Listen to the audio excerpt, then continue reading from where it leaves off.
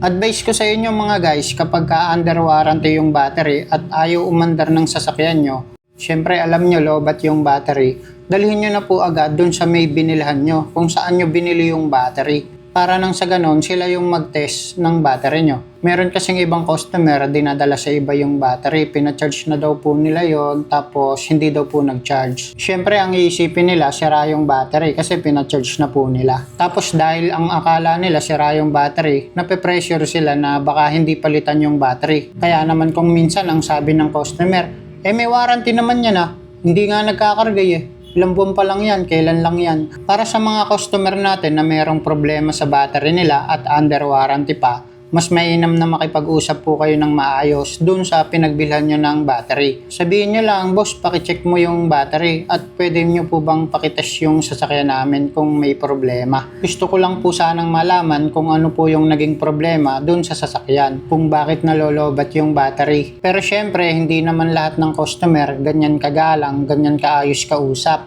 Madalas iniisip ng customer walang problema yung sasakyan nila at kakapagawa lang daw ng starter at okay naman daw yung alternator. Ako kasi guys, personally kapag may problema yung mga customer ko, ako na mismo yung nagkakabit dun sa sasakyan nila, sinasamahan ko na sila sa bahay. Meron din kasing ibang customer na busy sila, hindi sila makapunta o hindi nila maidaan yung sasakyan dito. Pero kapag malayo yung bahay, di ko pupuntahan. Hehe. So para maiwasan natin yung paulit-ulit na problema, kailangan talaga mga guys sa mga kapwa ko battery shop at sa mga customer, kailangan mga guys ipatest nyo yung alternator ng sasakyan nyo o kaya kung may grounded ba dun sa sasakyan nyo para hindi na po nalolobat ulit yung battery. Alam nyo kasi mga guys, kapag yung battery ng sasakyan ay nalolobat palagi tapos kakargahan, malolobat, kakargahan, malolobat, mas mabilis pong masira yung battery kapag ganon. Pinaka-importante sa mga customer, itabi nyo po yung warranty certificate tsaka yung resibo. Yan po kasi yung kailangan ng kumpanya para palitan yung battery nyo.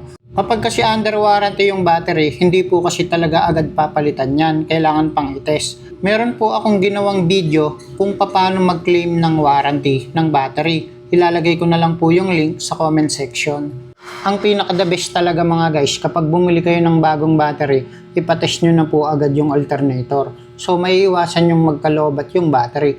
At the same time, sila na mismo yung nakakita na okay naman, nagcha-charge naman yung alternator nyo.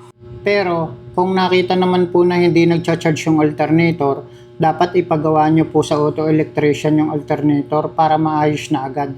Kasi po kapag hindi talaga nagcha-charge yung alternator, malolobat yung battery. Then kapag nagpunta po kayo sa auto electrician at sinabi naman po sa inyo na okay na may alternator mo, magandang magkarga. Pagkatapos hindi na po kayo nagpa-double check sa ibang auto electrician o di kaya naman hindi nyo na pina-double check dun sa pinagbilhan nyo ng battery.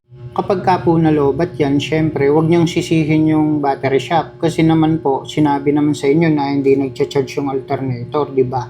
Wala sanang naging problema kung pina-double check ulit dito sa may battery shop nung pinagawa yung alternator. Para lang naman makita kung okay na ba talaga. Minsan pa nga mga guys, nung pinagawa, nag-over voltage naman, nag-overcharging. Doon na masisira ng tuluyan yung battery nyo.